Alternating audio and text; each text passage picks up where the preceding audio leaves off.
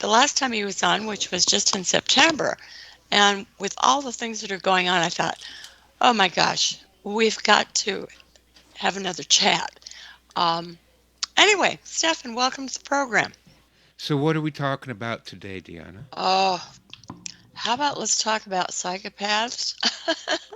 so, But that's what uh, we talked about last time. I know. Let's talk about the things that have happened that have occurred since last time, and of course, we know that the the selections slash elections uh, were very interesting because it just got everybody sort of well, it just got everybody up in arms. It divided the country, Hmm. uh, and the country was divided before that with the unmitigated violence in many cities, Portland and just all over, Yeah. that just seemed to go on and on. And there was I have never seen. Maybe I just didn't notice, but I have never seen such a division among the two political parties as I've witnessed just recently. And I don't watch TV, but just from the internet uh, and just exchanging ideas with other people, I've just never seen such a division that borders on hatred of people. That families are torn apart. That even marriages are torn apart. Hmm. People who used to be very close to each other are no longer friends, and I've never witnessed that before. It was always, well, it used to be not a big deal. Voted and that was it. But now it has divided the country. Yeah, and which is, of course, the entire intention all along. Sure. Yeah. And the way it has divided friends and family, and the same thing with me. I've lost, I think, every friend I've ever had now. Um, Uh, Not just because of the politics, because you see, I am apolitical. I don't believe in either party. I don't I believe, don't either. and I don't believe in the entire system. I think it's all just a I dog and don't pony either. show. They put on this big circus every 4 years, and you are in charge of deciding the future and all. That's all very nice and dandy, and then they said, well, but if you don't vote, then Nancy Pelosi will get in or whatever. But it doesn't matter, does it? Everybody voted for Trump, and he was going to build the wall, and he was going to do this, and he was going to do. And did he? No, of course not. He's going to clean out the swamp, and he's going to arrest Hillary. Well, did he? No, of course not. That's the psychopathic system that we're in. The psychopaths run things, and they make sure that nobody comes within 1,000 miles of the White House into any kind of position of power that isn't already a psychopath and that has already been, converted to their cause. That they know the talking points. You don't even have to tell them. Everybody knows what the talking points are. The talking points are now communism is great, capitalism is bad, and that's it. Which is incredible. And the fact is, um, I I read on one site that, oh, if we're not careful, if we don't stop this, we're going to become a communist country. Well, hey, we have been a communist country for a very, very long time. That's right. Uh, we're not we're not going to become. We have arrived Yeah, a long time ago. a long time ago. That's right. And so, Yeah. hello, wake up and smell the coffee. You are a communist. Somebody posted on, because I put out a couple of videos like how it will go down, in which I bring my creative writing skills into writing it like a short story about a family and what it would be like for them when this is all played out, rather than just tell you things. I put it in a story form, and it's been quite effective. And I have a few of those videos. They're quite popular, but somebody posted, "Well, when is this all going to start happening?" Right. And I'm Well, like, hey, "Hello, it's wake up. happening now. This is not going to happen. We're in it. This is it now." We are at a really very, very dangerous time in history. I can't believe that this communism is taken hold, because anybody that has studied history knows that communism is without a doubt the worst political system ever devised. It brings nothing but death and misery everywhere it's been implemented. There's not a single example of anywhere in the world where communism made people's lives better. What, Venezuela, Cuba, Bulgaria, Well, Russia. I even mean, it's even all. that we have to look and see, okay, uh were they really communist, or was it just the US military slash government that decided, oh, we need to fight this oppressive regime? uh, because actually the US government should not be the world's policeman. No, of course not. And what business is it of Americans to police everybody else's business? I'm staunchly an isolationist. Uh, Me too. American troops should not go overseas. That's it, period. Right. Absolutely. I agree with that. And yet, since since the no, earlier, the Mexican War, 1840s, Okay. and then you had the the invasion of China, Oh, uh, yeah. Don't forget it where was Americans that burned and looted the Imperial Palace. sure, Yeah, during the not the Boer War, the yeah, Boxer that was Rebellion, the Boxer Rebellion. exactly, Yeah. and yes, and that was later on. That was what year was Boxer Rebellion? It was later on, and yes, uh, because well, Rockefeller was in China first. He was there as early as 1863 Yeah. with his snake oil, and he saw a great big market. Yeah. Actually, it was a Jewish family called the Sassoons, Right, exactly, and and they they were they were there instrumental. first. Yeah, they were instrumental in spreading the opium addiction throughout China. Geez, where have we seen Right. that before? The I know very well. It's called With the called. Sacklers here in this country. Yeah, exactly.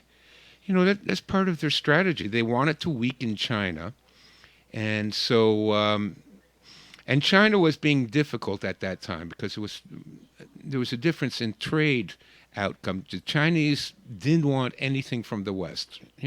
Maybe a few mechanical clocks, that kind of stuff, but they Hmm. really didn't want wool from Ireland or anything like that. And so whatever they traded for, the West had to pay silver. Hmm. And so the silver reserves in England were starting to run low. They wanted tea, they wanted silk, they wanted porcelain, and so. But the Chinese said no, only pay with silver. We don't want any exchange of goods. So the reserves, silver reserves in England started running low, and they said, well, "Listen, we're going to be bankrupted of all our silver reserves unless we can find something to sell to the Chinese." And that's when they came up with opium. Now, most people, because of the movies and things like that, associate Chinese with opium addiction, but actually that was a completely foreign habit to them. Before the introduction of opium by the Dutch East India Company and the British East India Company, they were the ones that shipped it in there illegally. It was illegal in China to smoke opium, but they were a bunch of drug smugglers. And finally, the Chinese got fed up and said, "Okay, we're going to shut this down. We can't just imagine like that. The Mexican cartels, shipping in tons and tons of methamphetamine and crack and all that with impunity. Well, eventually they wanted to shut it down because the entire population was being destroyed by opium addiction. So they seized the warehouses where they kept the opium in Canton, and they burned it. Wow, this was an outrage.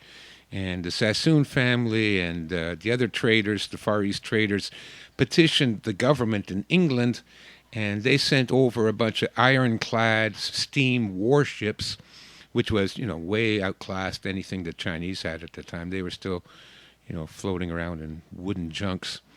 And they bombed Sure. the living crap out of China Yes. from a Yes. distance, very cowardly. They sit a half a mile offshore and just lob artillery shells into every village and town, killing lots of people. And there was no way the Chinese could retaliate. They were out of range for their primitive weapons. And then until finally the Chinese government said, okay, we'll make a deal. And the British said, yeah, okay, well, we're going to take Hong Kong. And that's how Hong Kong became part of the British Commonwealth. Wow. So imagine the Mexican drug cartels bombing San Diego, Imagine. Yes. demanding that San Diego open its borders, and Mexico gets to keep San Diego and use it as a transport point for all their drugs. Oh yeah, I know Wow. all about the drug trade, and this continued all the way through to the Vietnam War. Even the communists find, Through the war. yeah, yeah, yeah. And but anyways, that's an age-old tactic is to get your population addicted to drugs. It's one of the non-linear strategies, the kind of tactics that the big banks use, and they've used that here. The methamphetamine scourge has destroyed entire communities, killed hundreds of thousands of people. Yeah. Right. And you also have to consider big pharma as this is the most, uh, the United States takes more big pharma drugs than any other country, any other developed country. Yeah. And yet we have the highest infant mortality rate, and we have the sickest country in the world. Hmm. And yet Americans spend more on drugs than any other country. In fact, it's about 18% of the gross national product, Yeah. or the domestic national product. Yeah. That's It's pretty bad. Yeah, well, I came out with a video saying that we are at war. The bankers, the psychopaths in power, and their affiliate tribe members have been waging war on America for at least 100 years, and it's a full spectrum war. There are strategies within strategies. So part of this war is the drug addiction. Making it first of all, and spurred on by Hollywood, by the way. All those Hollywood movies in the '60s and '70s made it look so cool if you were on drugs. And there was the whole heroin chic. Remember that? If you're all emaciated and have blackened eyes, then you look cool because it meant you were a heroin addict, and that was cool. And so they, encouraged drug addiction from the very beginning, and then they supplied it. They supplied the drugs. So that was just, And that's the media, which is also being used now to promote the COVID vaccine yeah, when it becomes available. And the media, you have to look to the media for all this programming that is being done. yeah. Listen, the media is one of the most dangerous enemies we have. These people really should be held liable for all the death and destruction, because if it wasn't for them hyping this programming and encouraging all this bad behavior, all those all those lives that were destroyed, that blood is on the hands of the media. Okay, they should be Right. held responsible. And if we ever come to a point where we round up all these criminals, all these media pundits should be in the docket. Right. And yet, and yet, they're being used to divide. Yes. So that's And the they other know that they're strategy. liars, and people don't understand that they're liars. Yep. Yep. No, I took journalism in college, and they proposed to teach was completely different than what you see in real life. You were How supposed is to that? have integrity, and my, Oh, right. you were Yeah, supposed that's to actually investigate it and get the story right. And my teacher said that, well, if you, for example, if you were writing a historical novel about the Civil War, and you said General Grant stepped out on August 1st, 1864, and it was a sunny day. He said, you better go back and get the newspapers from that era and make sure it really was a sunny day. I mean, this is the kind of attention to detail and accuracy I was taught in journalism. Of course, that doesn't happen now. Nowhere close. right. They just make it up. They don't. I don't. They don't even leave their office. They just. Well, actually, I'll tell you what happens. They get the press releases from up on high, and that's all they do. They read the press Right. release. It's written by somebody they don't even know. And you have certain Associated Press and hmm, Yeah, I think it was the Rockefellers founded Associated Press from the beginning. As a way of yes, controlling the message. right. Oh, okay. We are going to a break. We will be right back momentarily. And our guest is Stefan Verstappen. I just, that sounds so cool together. What, my Your name? name is, yeah, Oh, I've always hated my name. it just kind of rolls off the tongue very gracefully. And it just, I like your name.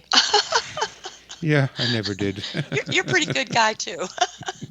But yeah, your name Well, thank you, is darling. very distinct. Anyway, uh, we were talking about I I've been looking at things, looking for something that I had posted on a website, on one of my monthly websites, is the gross national product, the domestic national product, and it shows from 1965 to the current date, pretty current, about how many drugs and why uh, the gross national product has increased so dramatically. It's domestic product, and you think, my gosh, that's incredible. So it's 18 to 19%.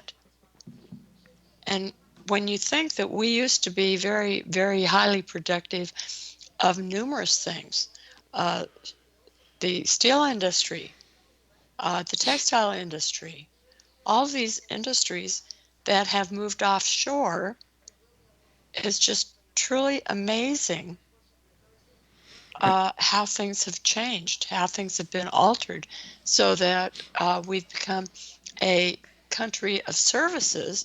And it seems that the only people that are producing are the drug manufacturers, and some of them are using offshore trials, clinical trials, although uh, clinical trials and drugs seem kind of like an oxymoron, because you really don't have to go through a big clinical trial. If the FDA approves of a drug, it just means that the company that made the drug paid them some money to have it FDA approved.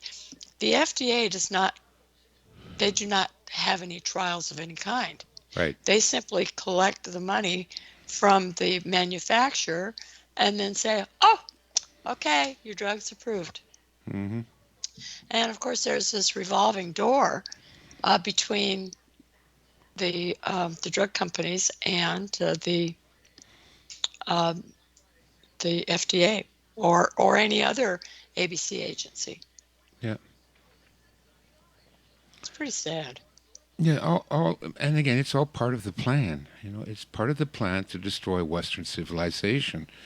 Same thing with shipping all our jobs over to China. Now, people should know that China is the most evil regime that has certainly exists today, but might even have ever existed. I mean, the amount of corruption and horror that really goes on in China. Now, when you go to what they call the first tier cities in China, which is Beijing, Shanghai, Shenzhen, you're blown away. I mean, they're ultra modern, skyscrapers. Everything's lit up with neon. It's very exciting, And Hmm. I visited all those cities and stayed at the best hotels. Oh my God, the opulence, the luxury. I had meetings with the mayors of Beijing and Shanghai and Shenzhen, big state meetings. We were part of Hmm. a group of venture capitalists that we were escorting throughout China and taking them on a tour of all the potential investments. This was in 2000, already 20 years ago.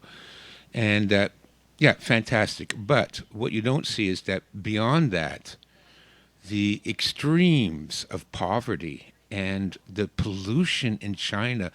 I get really upset here, especially here in Canada, with, now we got that Justin Trudeau psychopath going, standing up there saying, oh, You mean Canadians. Castro's son? Yeah, Castro's bastard son, literally the Yeah. son of a bitch, because his mother was a lunatic. She was completely neurotic, if not Yes. psychotic. I wouldn't even doubt if she was an MK Ultra sex slave or something like that. Could have been. Could have been, because that woman is way off the hook.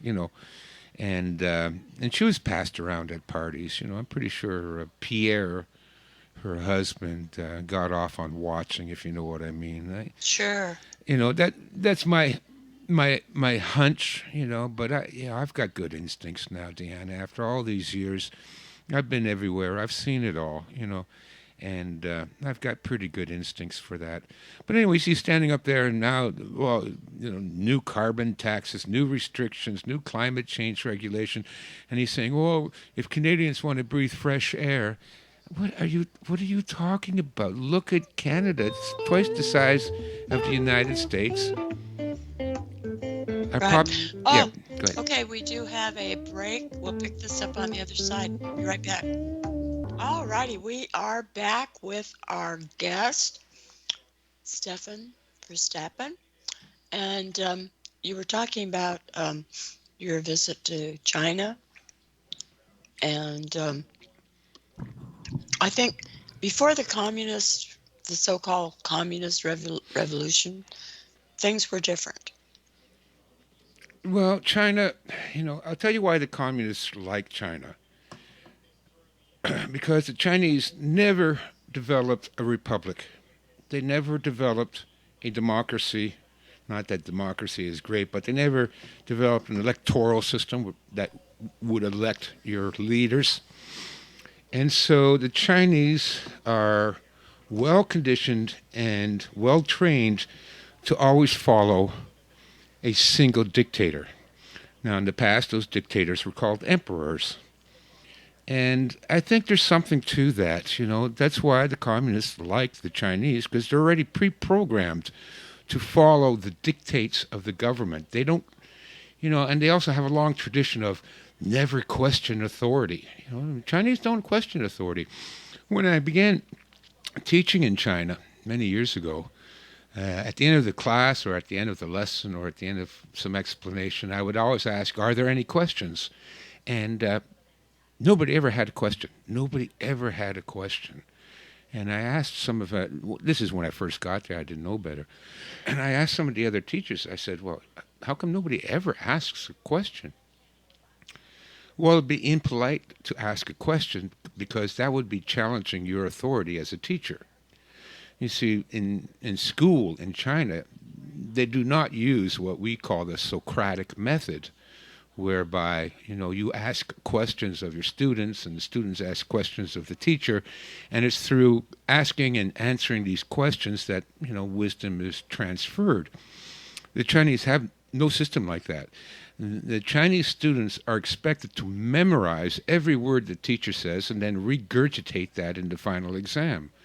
And so they are never taught to think for themselves. Well, fertile ground for communism, because anybody that can think for themselves would quickly realize that communism is a horrible, horrible system. And so that's why China now is being held up as the standard. That's why they moved all our jobs over there, because it's a lot easier to control the Chinese people because they've been controlled for 4,000 years. Just do as you're told, don't ask questions. That is the mentality of the Chinese people.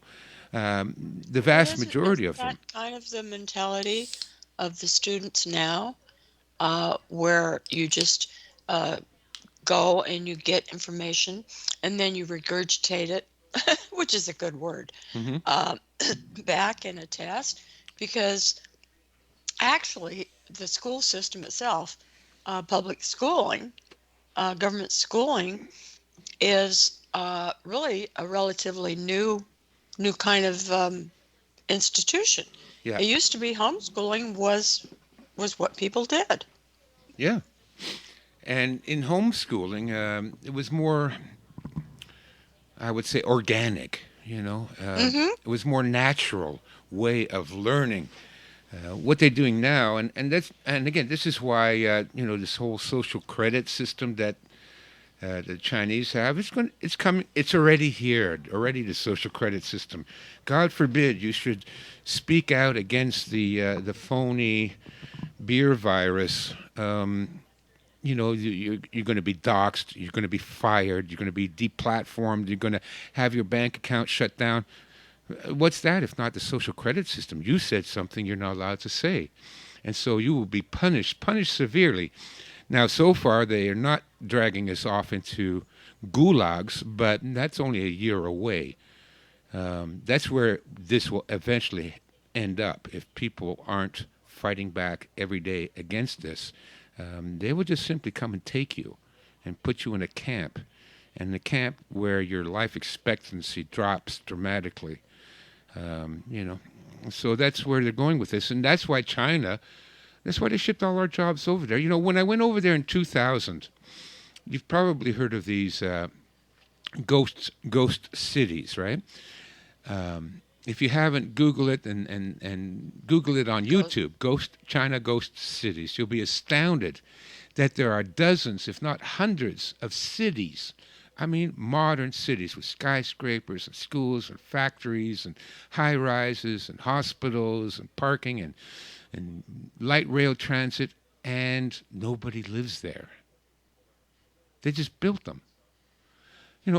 How could they afford to build cities from the ground up? What was 5 years earlier nothing more than paddy fields. Now you have a modern city the size of San Francisco appear, and still nobody lives there. And I saw that. They used to take us around, um, when I was doing this tour with the venture capitalists, Uh-huh. and we were shown all this stuff, and all these buildings, we went through them again, super modern, efficient, clean. Nobody worked there, nobody lived there. It was bizarre. But this was already built up in advance. This was already 20 years ago that they were doing that. This was Oh, pre-planned to ship all our jobs over there. Well, why? Because the corporations like it. They get to pay slave wages. They get to work these people, 12 hours a day, 7 days a week. No paid vacation. They get half a Sunday off, and then they that get, was kind of the way that slave labor, well, not slave labor, but something factory. When people first opened factories here, especially on the East Coast, hmm with the textile industry, they would have child labor, yeah, sure, and they would work these children 12 hours a day. They would keep them on site. yeah. It was pretty terrible. They would Now sleep underneath the I was in cotton mills. China. Go ahead. Yeah, no, the children would sleep under the desk in the factory at night. Right. Yeah, they didn't When even I, get to I go was in home. China in 2007, and the smog in Beijing by noon was so bad that you couldn't breathe. Oh yeah, absolutely. That's why the Chinese were wearing those masks for so long. And this is what really makes me a little bit upset when here in the West, especially in Canada, we're being taxed to death with this carbon tax and this, every I got the radio on now. All they talk about is climate change, COVID, climate change, COVID, climate change. Oh my God, as if Hmm. Canada, it's hundreds of thousands, if not millions, of square miles of virgin forest. There's we Right. have a very low population density. 95% of the Canadian population lives within 50 miles of the U.S. border. And as soon as you go half an hour north, you're in the middle of nowhere, which is where I am now. There is no pollution. You know, but nobody ever talks about China's carbon output. China is responsible for more pollution than every Western country, every South American country, and even every African country combined. China outperforms all of them in the amount of pollution. They talk But about, isn't that because of all the corporations that have moved there to exploit the cheap labor? yeah, Because yeah. when I was there, I saw all these buildings going up and all these the what do they call those things? Those those gripping machines that are building high rises.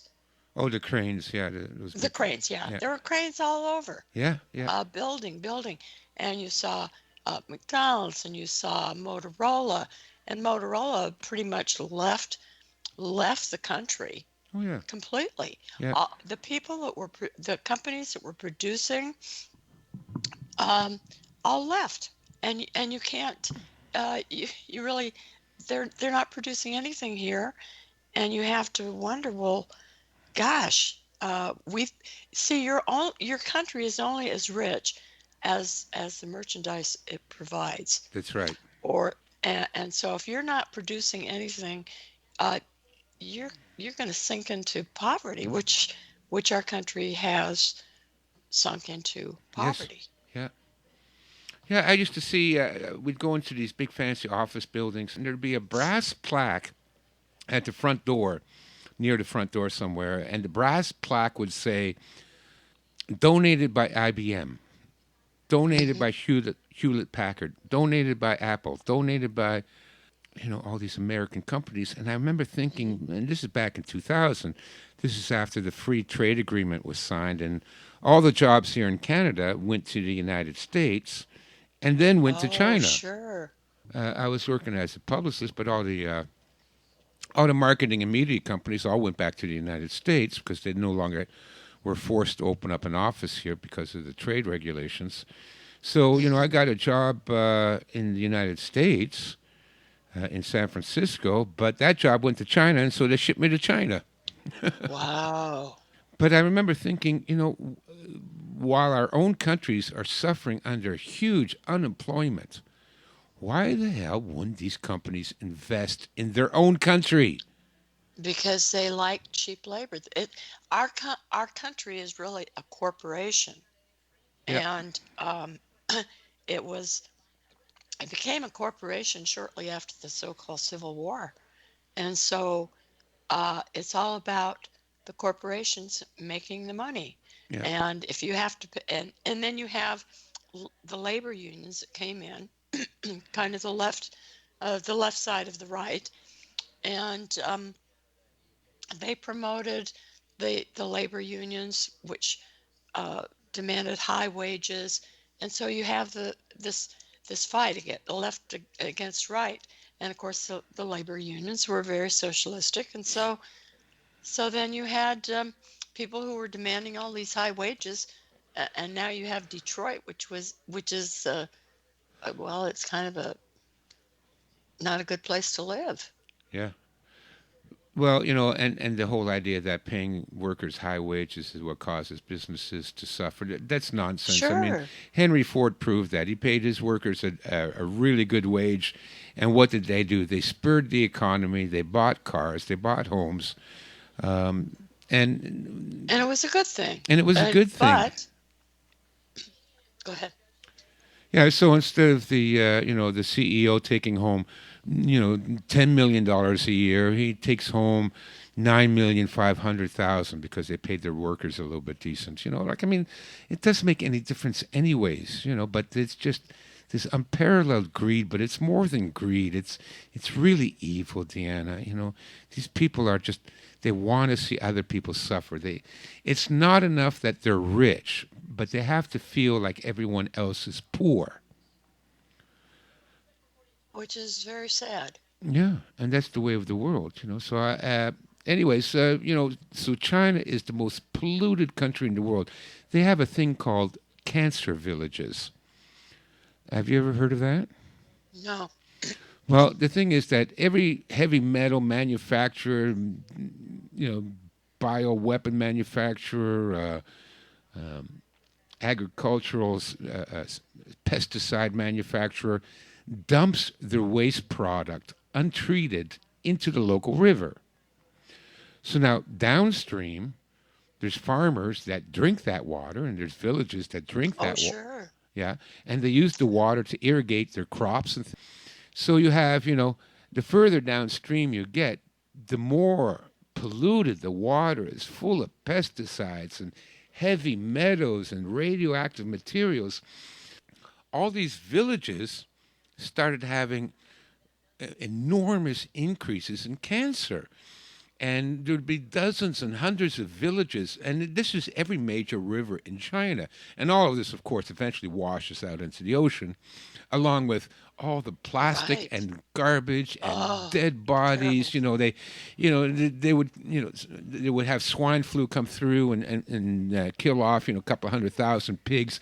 They would just throw them in the river to rot away, and it would all get washed downstream. And the further downstream you are, the more cancer cases you have, and there's no health care for them, and there's no treatment for cancer. So all these people were dying. They did a story about this back in around 2003 or something. I think it was published in Time or something like that. But and it's called the Cancer Villages.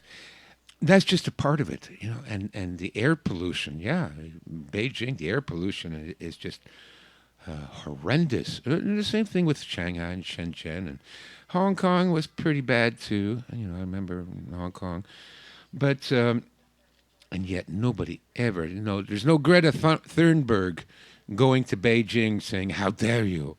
You know, Right. even though these are the people, the vast contributors to worldwide pollution. Them and all these other Southeast Asian countries, Indonesia, Vietnam, Thailand. I mean, they don't have landfill sites. They literally just take these dump trucks and dump it into the ocean. So when you hear about this, now San Francisco can't have plastic straws or something like that. But listen, let me Hmm. tell you, it's not the plastic straws from San Francisco that is contributing to this plastic island in the middle of the Pacific.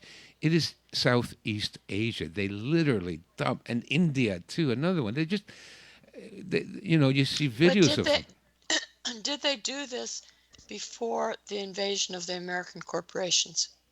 Yes, they did. The whole concept of looking after your environment and saving endangered species and not polluting it, that is an entirely Western concept. The Chinese never thought like that. We get these fantasy stories. Oh, the Chinese, because of Taoism, they're closer to nature. Well, a few are, but the vast majority aren't.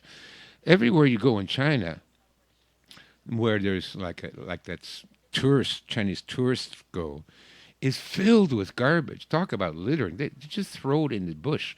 They throw it on the trail. They throw it in the river. The concept of not littering is not a Chinese concept. That's purely Western.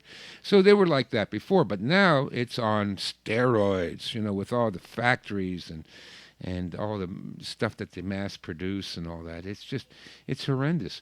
And then even like, I did notice. I'm sorry, I didn't mean to interrupt. no, go ahead. But when I was on a ship going down the Yangtze River, um, the the the water smelled like gasoline.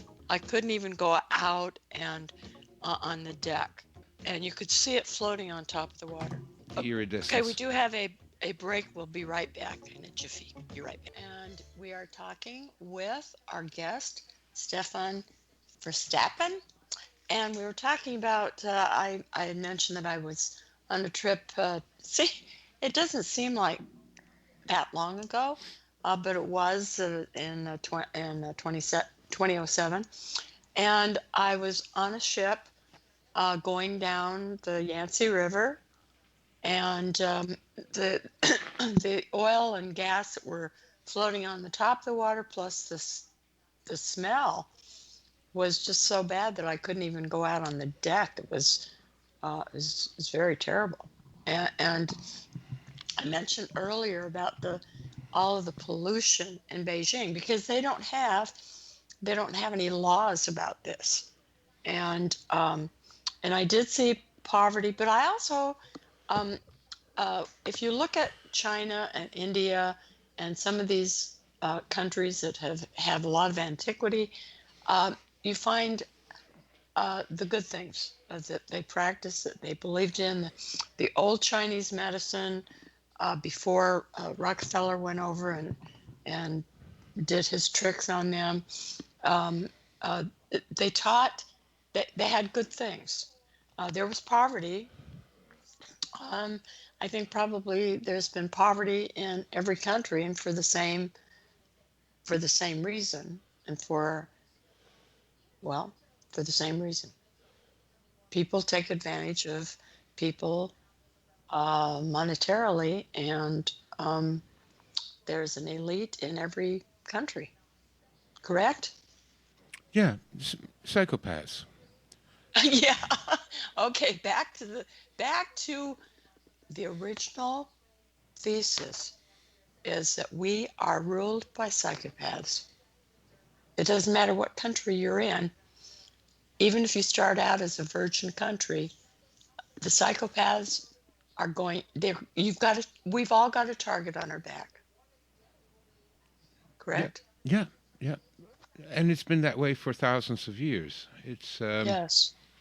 Which is why I am an anarchist in the classical sense of the word, which means I don't want people to tell me what to do. I'm happy not to tell you what to do. And in return, I don't want you to tell me what to do. But we have now governments that are out of control that now dictate everything you do. Oh my God, they have the rules and regulations and look at what they're doing. I mean, we have, and these are people. Remember, government is always run by psychopaths. It always has been. It always will be. Hmm. That's why, they all worship the pyramid. Well, what is the pyramid? I think the reason they worship the pyramid is because it's a pyramid scheme. It's a hierarchical structure, which means the guy at the very top of the pyramid tells everybody else what to do. And the person that reaches the top of the pyramid will always be a psychopath. And the people that will reach the top 20 levels of the pyramid will always be psychopaths. And that's why I'm against hierarchical structures and why I'm against government, because it's a hierarchical structure. Yes, indeed. All righty, we're at the top of the hour, and we invite your phone calls in the next hour. We'll be right back, Deanna. And our guest is Stefan Verstappen, and his main website is chinastrategies.com. And he is the author of The Art of Urban Survival and the 36 Strategies of Ancient China and a Master's Guide to the Way of the Warrior. He's got a lot of information on his website, and I invite you to visit the website of main one chinastrategies.com.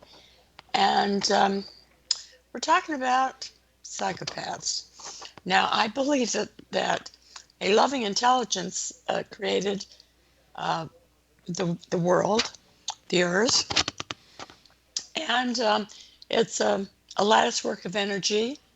We're all lattice work of energy, and that um, it was pretty pristine at one point. And now, because of people the psychopaths of the world, have uh, they don't care about those kinds of things. They care about themselves. They'll stab people in the back to for status reasons. They climb Psychopaths climb over the backs of other people to get ahead, and they don't care what they do or who they hurt, whether it's a person or the earth or whatever. Correct? Yeah, absolutely. Yeah. And I'm not so sure, Deanna, Stefan, are that. you there? Oh yeah. Oops, sorry, I had it Did on mute because I was coughing. Okay, yeah. No, I'll Oh be yeah, I honest do with you. that too. Mute's a good thing. Yeah, I was coughing. I didn't want to interrupt it. Um, Adam, I'm not sure, Deanna, that things were ever any better than it is now. Maybe, 15, 20,000 years ago, it was a little bit Right. different. Yeah. Yeah. If you follow the electric universe theory, which I Mhm. do, I do too. I think they're brilliant. They have explained things I've had questions for 40 years and I never found a satisfactory answer from regular science until I came across Mhm. the electric universe theory. So maybe when Saturn was our sun, for those who don't never read this theory, I know it's way out there. It's way out there, and I'm not one for wild theories. I don't believe in UFOs and ghosts, and Mhm. well, I did see a ghost once, but anyways, I still don't believe it. know. Mhm. But maybe I then it think was I different. think electric universe is the same as energetic universe. Yes. Electric is a frequency, Yeah. and energy is a frequency. So we believe the same thing. We just use different terminology. Yeah, and which also explains all of the ancient Eastern religious writings that says we are all connected, we are all one, we're all united. Mhm. And yes, Mhm. that's true. We're united through a plasma electrical frequency. Right. And so if you take that into account, now I've never been a believer in ESP, even though, when I was younger, I had prophetic dreams that came true. Mhm. No doubt about it. It was exactly the way I dreamed it.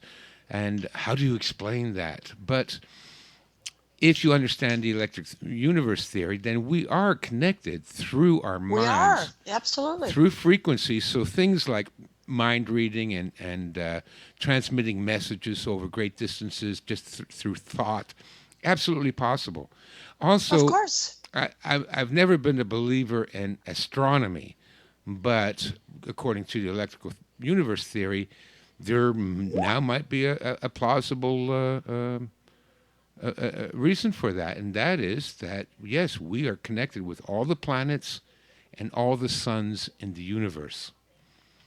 So yes, we can. But anyways, but the reason I say I don't believe it was very always or that it was any better, and that was because of the discovery of that mummy they found in the Alpine in the Alps in Switzerland. I forget what they call them, the Yami or Yumi or something like that. Uh-huh. It was a 20,000-year-old mummy. He had been frozen in a glacier, and it Mhm. wasn't until the glacier started to melt, 20 years ago, that they discovered him. Well, it turns out he was murdered. Mm. He was murdered in secret. They found an arrow embedded in his Right. hip, and then, which must have slowed him down. Somebody was chasing him. They chased him up the mountain. They shot him with an arrow, wounded him, and then they bashed in his skull. Right. Nice, And nice people. yeah, so wow, this is Ice Age, and they found it really curious that whoever murdered him did not take his copper axe, which would have been a prized possession.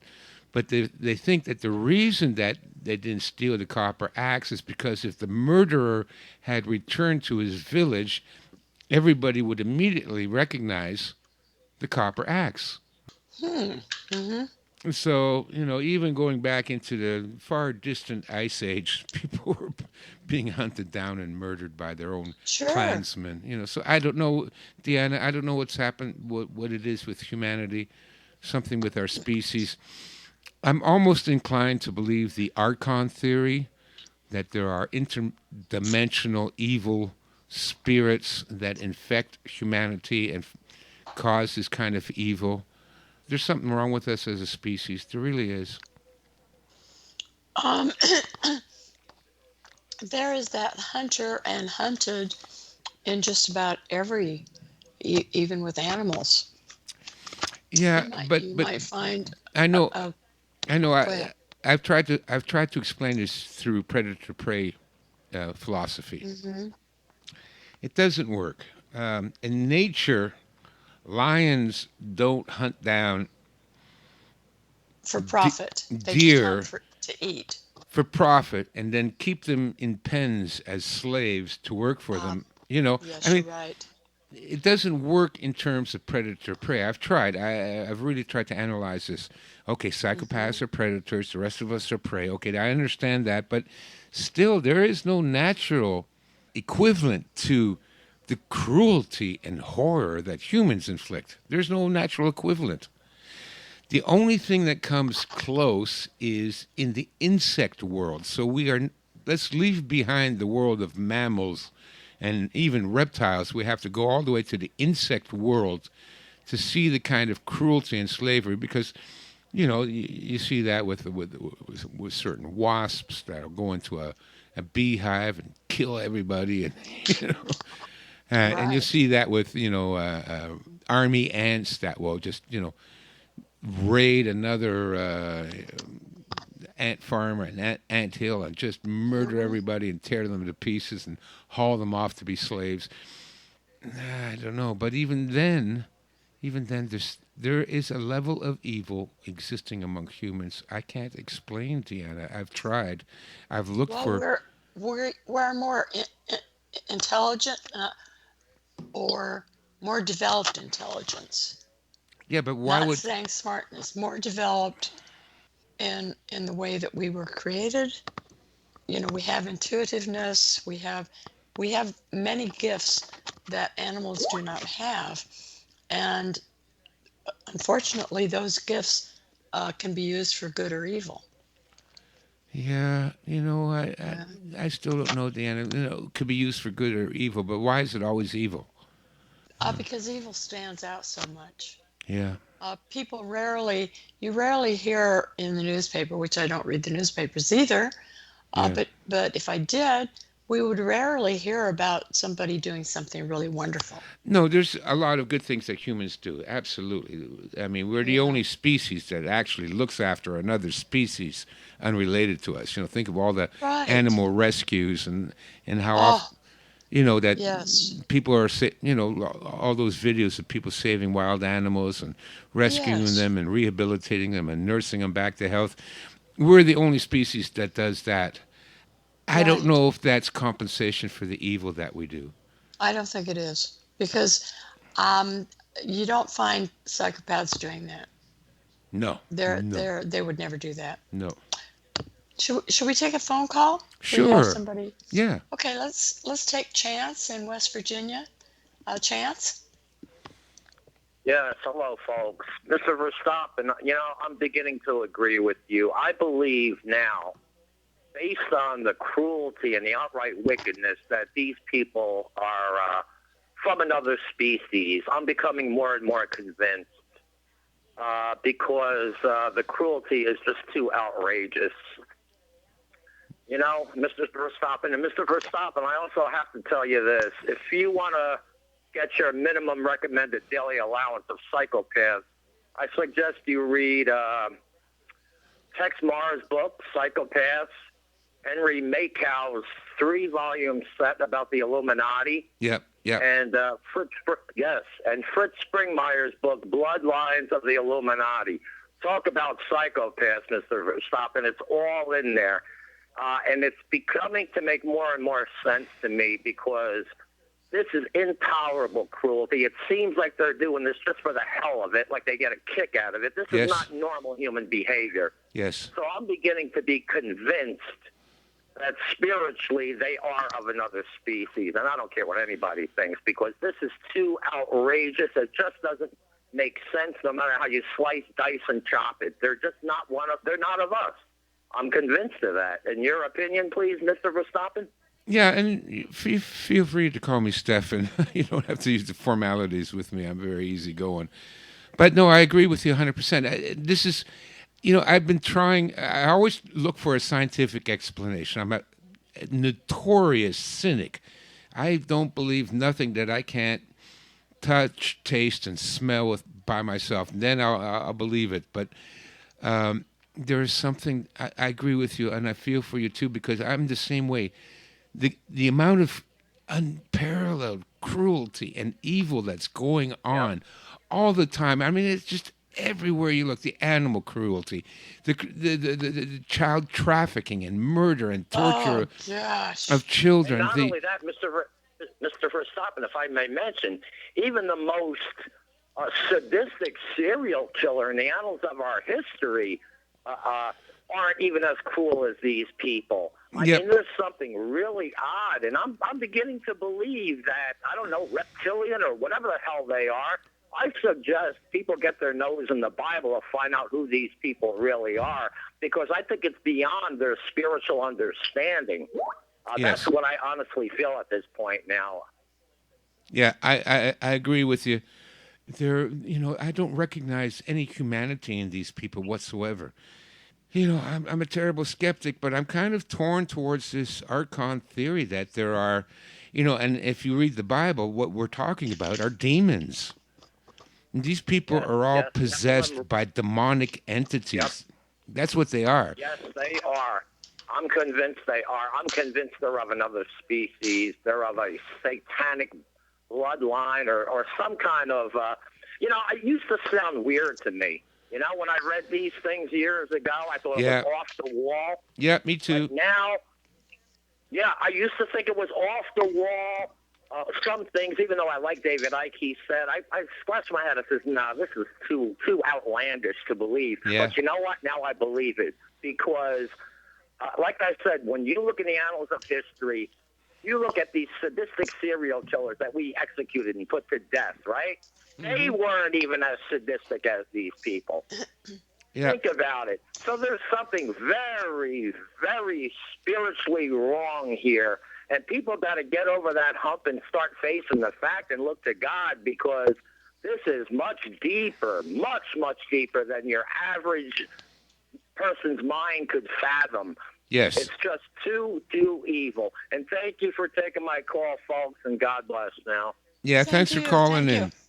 Good points, and I agree with you 100%.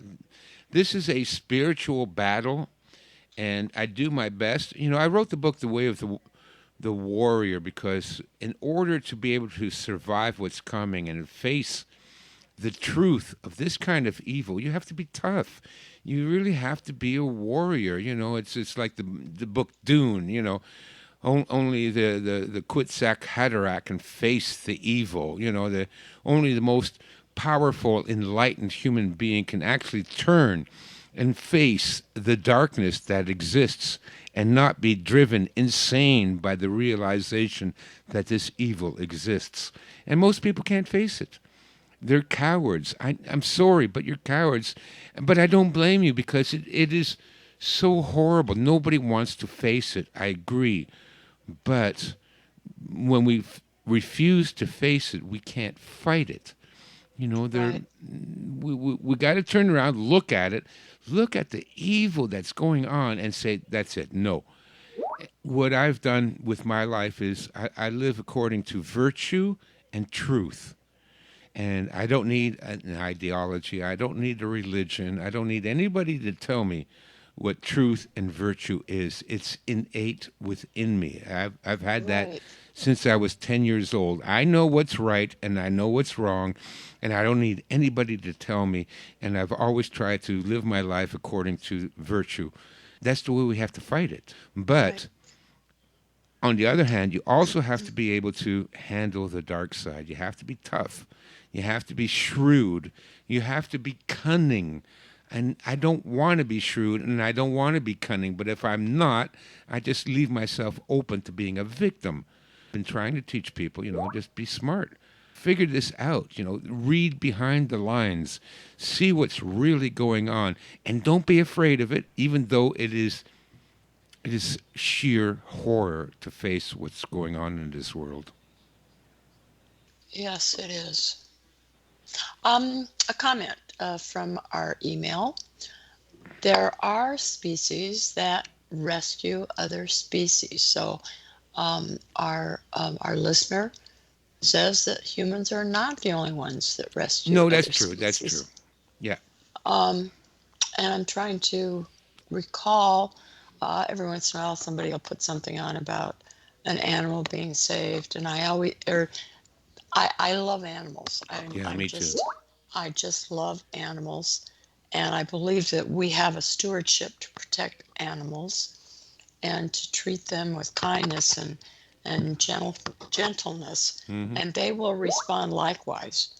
And animals have intuitiveness, that they know they know whether you are.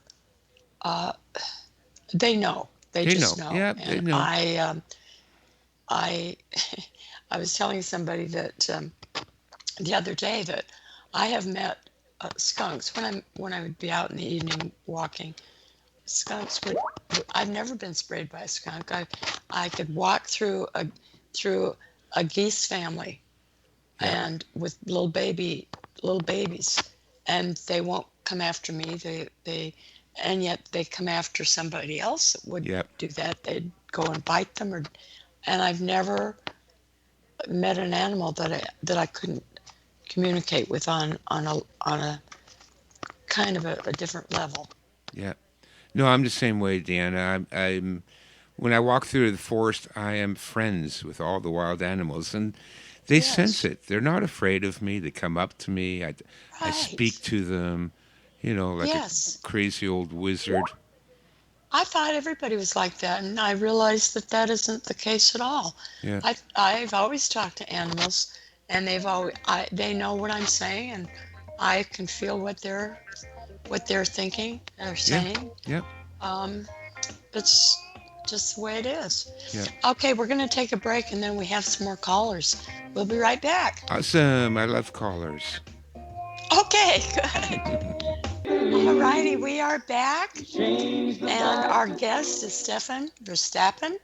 And in the chat room, somebody posted an image, which I'm very grateful for, and I'm glad that our email friend brought this up. Anyway, this image is about some big fish. I didn't recognize them personally, but they are helping a diver, and I've heard of this often. So thank you for bringing that up, both from our emailer and in the chat room. People that visit and email are just terrific. They add so much You've got a great audience. Great to what. audience. Yes, yes, I Yeah. do. I appreciate them tremendously. Okay, let's take some of those calls. Let's see. Andrea in Oklahoma. Andrea, Yes. Hello. hi. Um, basic. Hi.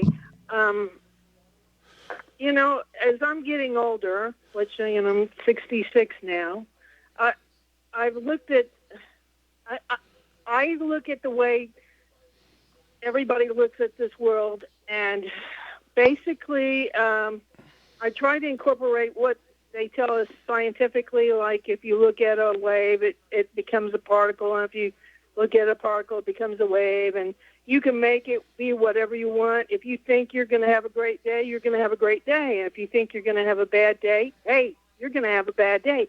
You are a creator. God created you. And what we listen to, because we're so surrounded with the radio, we turn on the TV, and all the information coming out is negative. And not to say that I don't do it too, that you read the paper, it's negative. What you think about, you'll bring about. So since all of us are creating the situation that we are living in right now, and it's hard to turn your thoughts and be a creator and think, how would this be better? If you thought of this world and what would be better for it, that we would all work together. And on the most part, if you ever have your car break down, there's usually somebody there to help you, and they're trying to help you. It seems like I meet a lot of people, but if you think that people are good, those people will be drawn to you. And I know I'm really been upset about the way the election went because it was blatant theft. But like I, you know, there's just so many different angles to this. But supposedly, when you think positive, you're going to bring positive to you. But when you think negative, all that fear creates so much energy, it becomes sticky and it makes it happen even faster. It's hard to think positive, but you can. The universe is listening to you all the time.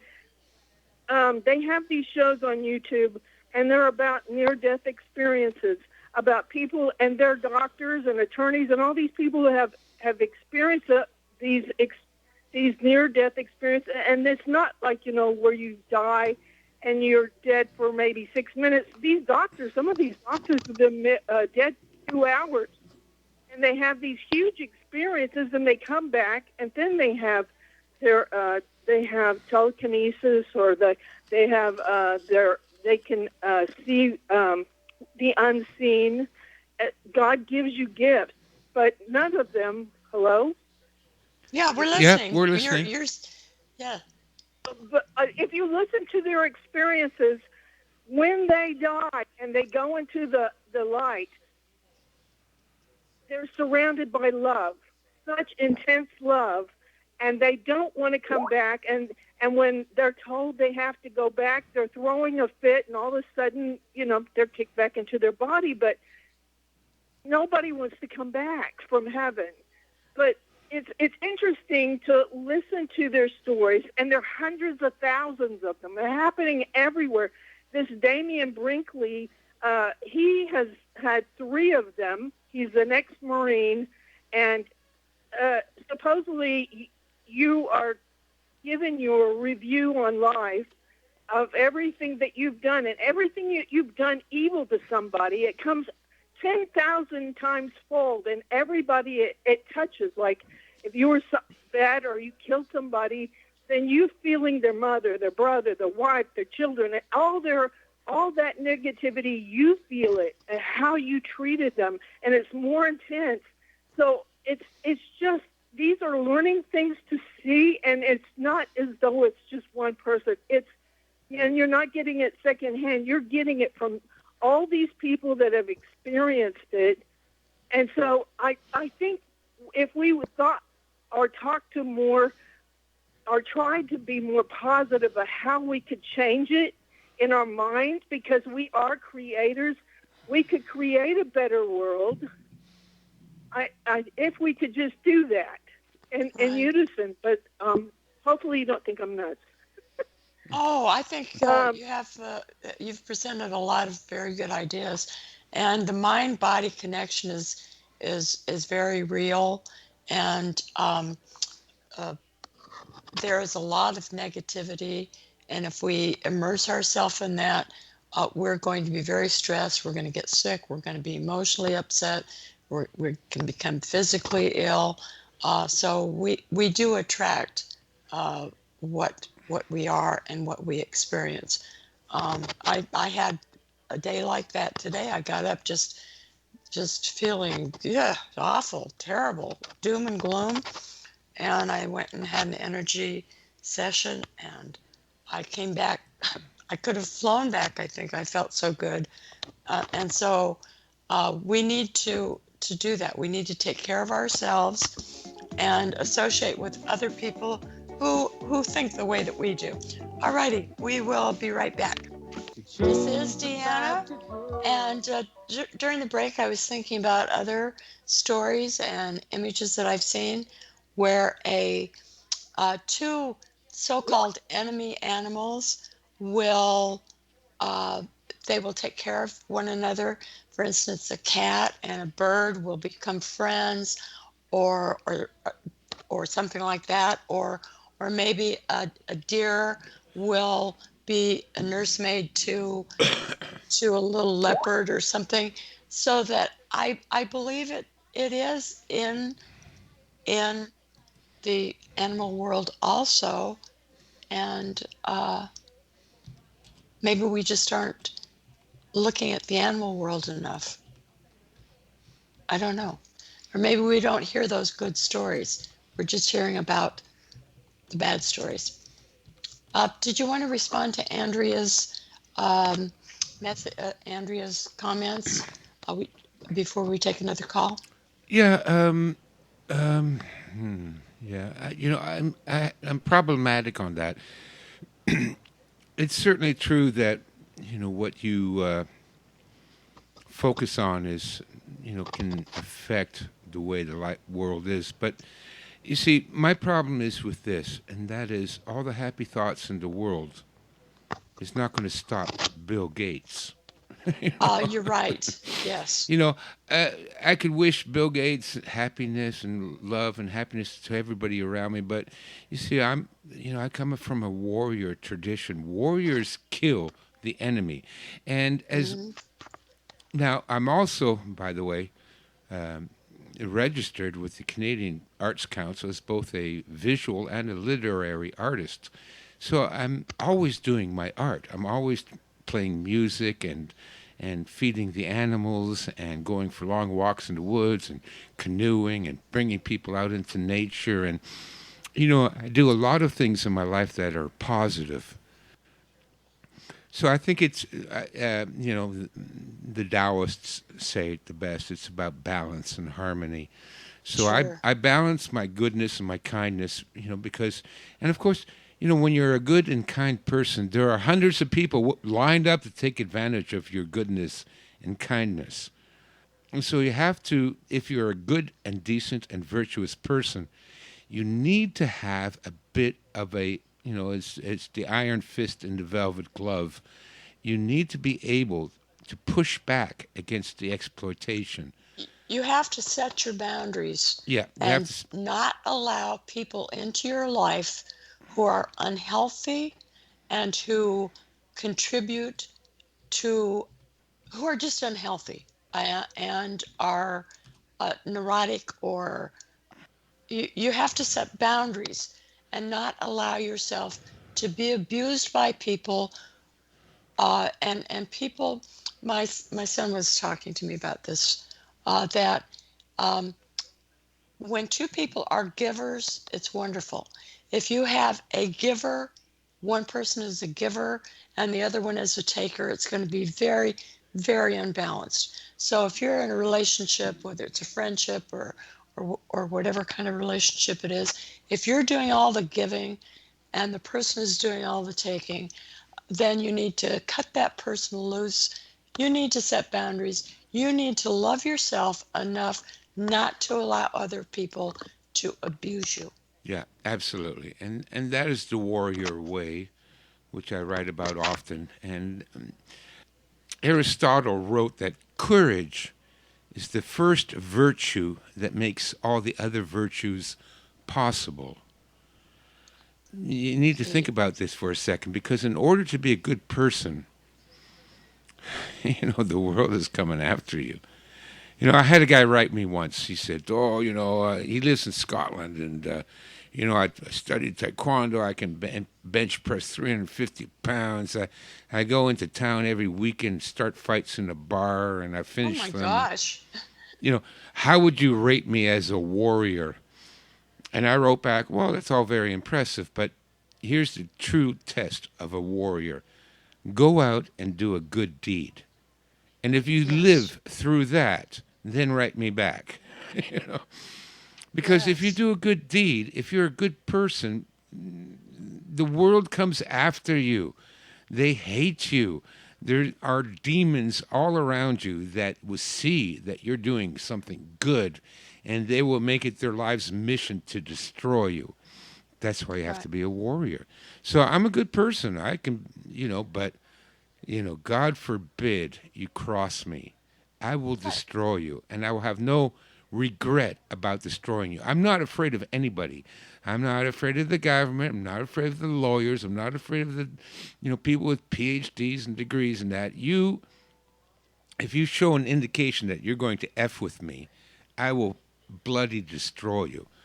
But leave me alone, and all I want to do is provide joy and happiness and music and Exactly. art and beauty That's me, you know. But I've learned Yes. to develop this other side. Let's take David in Ohio, and thank you. You know how to set boundaries, and that's what we all need to know how to do. Set boundaries. Okay, David in Ohio. Uh, Hi, Deanna and guest. Um, I came late to the party. I heard some things that I thought I needed to share. Um, First off, I'm a dog lover beyond comprehension, Yeah, me and too. I've Me had too. several dogs in my life. And one of the things I can say is that I've had so many mystical, magical experiences with dogs Yep. that I've never had with human beings. And the reason is because um, dogs often provide unbridled, unmitigated love. Mm-hmm. Uh, and for some reason, human beings don't. They'd rather douse you with vinegar than give you honey, and in general.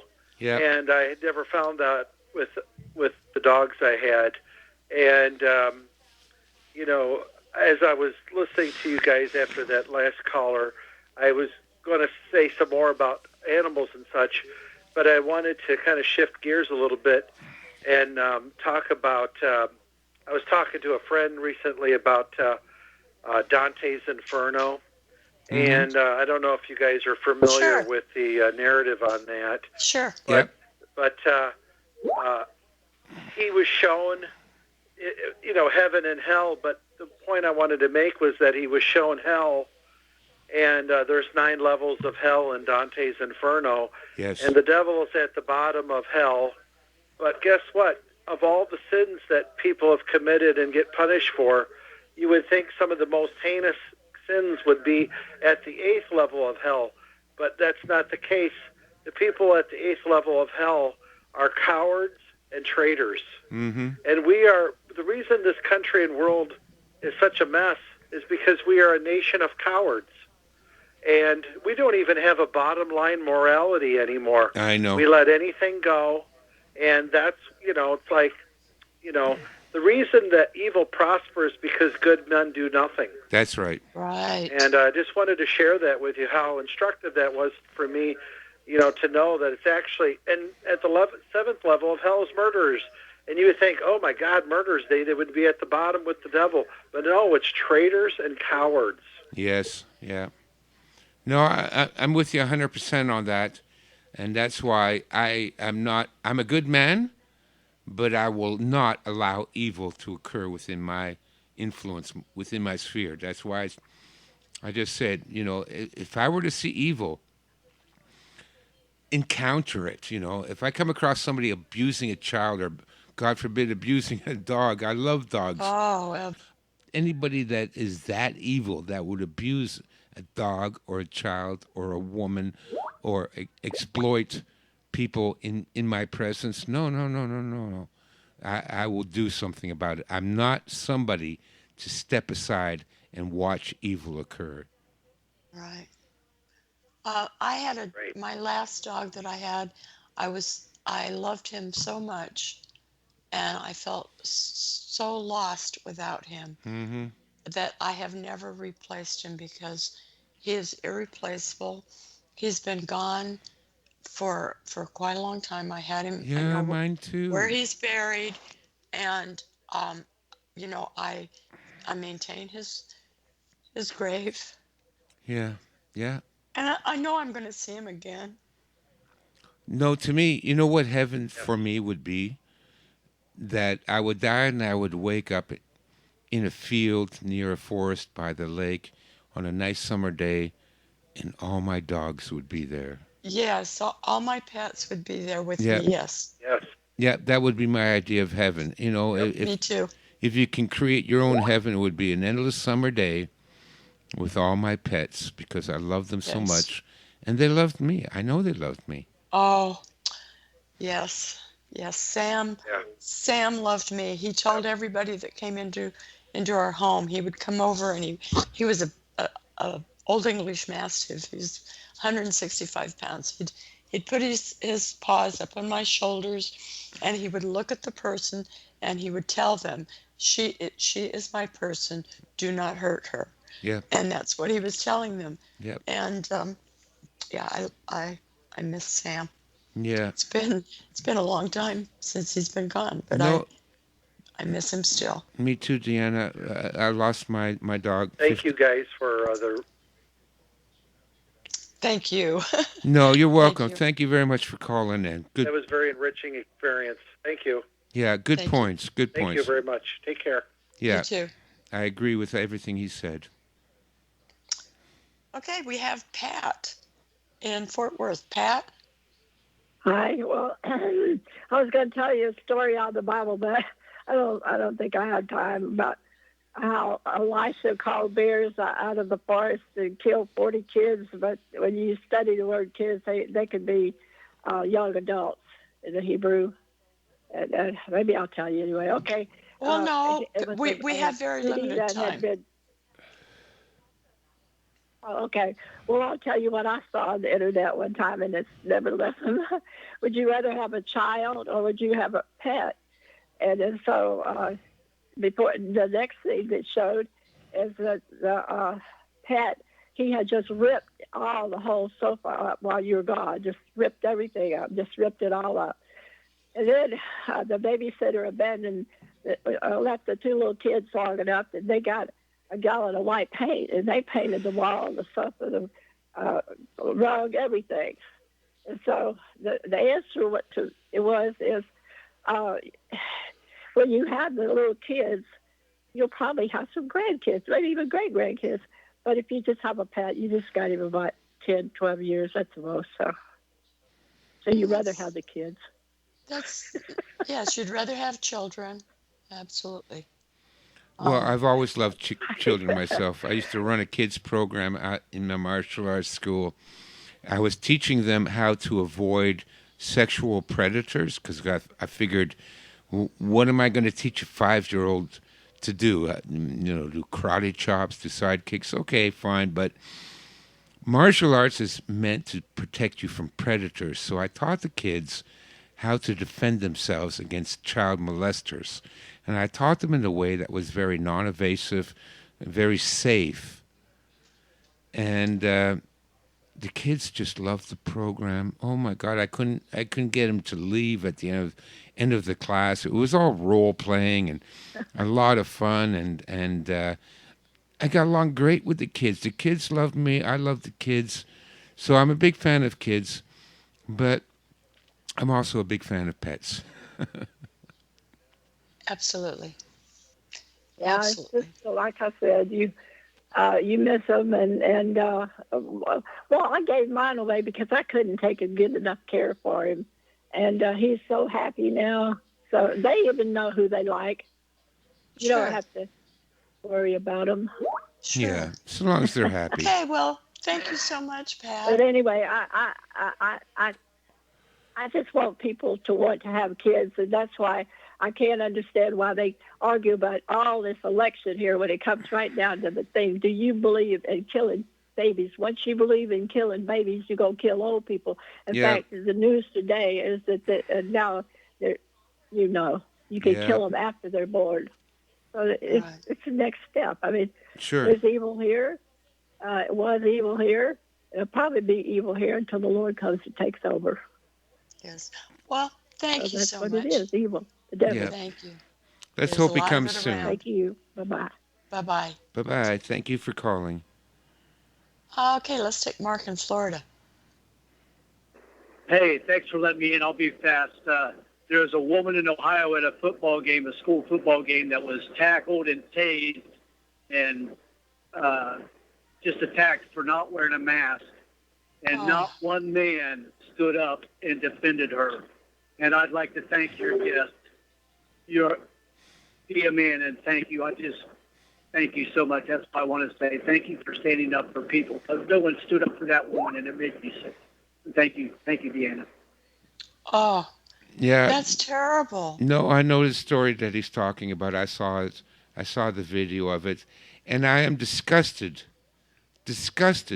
by what passes for manhood anymore. I mean, there was a time, and I can tell you, I remember as a kid when that would not have gone down.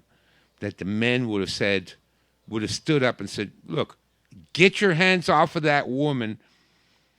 Quit abusing her." I mean, this was draconian measures. I know what happened. No, I wouldn't stand by. Thank you very much for calling in, but no, I would go to jail because I would have jumped in on that, and I would have wrestled these sons of bitches away from that woman. And I have to be careful because I am on a watch list, and so I really can't break the law. But you know what? So be it. So be it. I won't stand by for that. And you're right. There's not too many men anymore. This would not have happened 80 years ago, 50 years ago.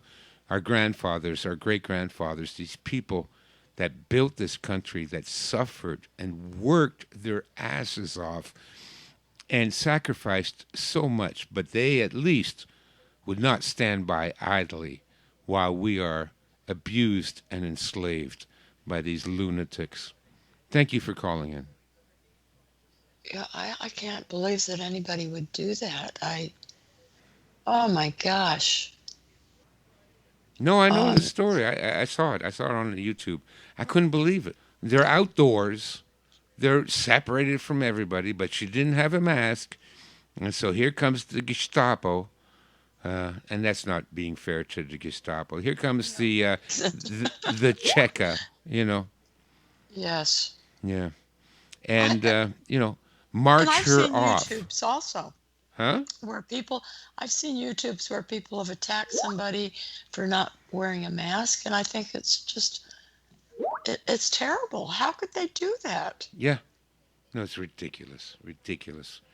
People need to stand up. That's why, listen, the last bit of advice, we're almost out of time here, and that is everybody that's listening, look after your own right now. There is no winning this. They have won. You need to keep yourself safe. You need to keep your family safe. But there is no winning this anymore. Just look Right. after yourself. Be prepared. Get tough. Be smart. Look after your own. But there's not much that can be done anymore. It's got to Right. collapse. It's going to collapse, and it It has to. is. Yeah. We do have David in San Francisco. David? Oh yeah, howdy. Hey, I don't know if you realize it. Tomorrow is the anniversary of the death of John F. Kennedy, and a couple of days before, he tried to get the Federal Reserve to do Treasury notes. Mm-hmm. That the Mm-hmm. U.S. Treasury, that we the people didn't have to do a service charge on the cash, that we Right. would print the bills ourselves. So he was dead like a week later. Yeah. And one of the things, since Trump is on his way out anyway, wouldn't do any good to kill him, and they frankly wouldn't care a bit. But if he were to make coins, like $50 coins, $25 coins, $10 coins, he could still do it before Inauguration Day. And so we wouldn't have to pay a fee to the Federal Reserve for denominations of, should we have $100 coin? There were some other reasons why he was assassinated. Oh yeah, but I mean there were Vietnam. I mean he pulled out of Vietnam what a week and Right. a half before, and then what was the third thing? Well, he told Israel Federal they Reserve. couldn't. He told Israel that they could not weaponize, and Yeah. No nukes. no nukes, no Well, anything. they were given. I don't know if you remember it, but the United Nations. One of the very first things they did was to carve up the Middle East and create Israel. That was one of their first, not number one, but it was in there. And it was this idea that if there was a religious people, Jerusalem had to be an international city, first of all. It couldn't have a single country owning Jerusalem because it was so important to Muslims, Christians, and Jews. It's primary That city. was that's a debatable kind of a situation too. No, the Because United Nations, that was okay, it. I know the United Nations said that, but I've written a lot about this on Twitter and studied a lot about it. Um, they were never from Jerusalem. So Who was? the Jewish people were not from Jerusalem. Well, they were slaves escaped from Egypt. And That but they could have been from everywhere. But the fact of the matter is that they were. Jerusalem is supposed to be an international city. And when Israel was created, it was written into that charter that that Jerusalem would always remain an international city, so that devotees, the religious, the pious, would be able to come to see their holy city, and so that some local politics, local tyranny, would deprive three different religions. I mean, you could create World War III just by denying people the ability to go to a temple that's in three different books, and so it was just foolish. So the United Nations did a pretty smart thing, and Trump and Netanyahu, I mean, they're just merchants in the temple. They're just real estate brokers trying to cash in on a brand new city, except it's an ancient city with a whole lot of complicated problems, and they're going to create a war based upon real estate brokers. Well, I'll disagree with you about several things based on my research, but I appreciate your thoughts and your. Yeah, take care. I'm looking for some coin. Okay, great. Take care. And Stefan, my friend, we just have so much in common. I thank you so much for being on the program today and for your wisdom and your courage. Your courage is just way up there. Oh, well, thank you, Deanna. Thank you very much. Take care. Bye-bye. Bye-bye. Bye-bye, listeners. Talk to you next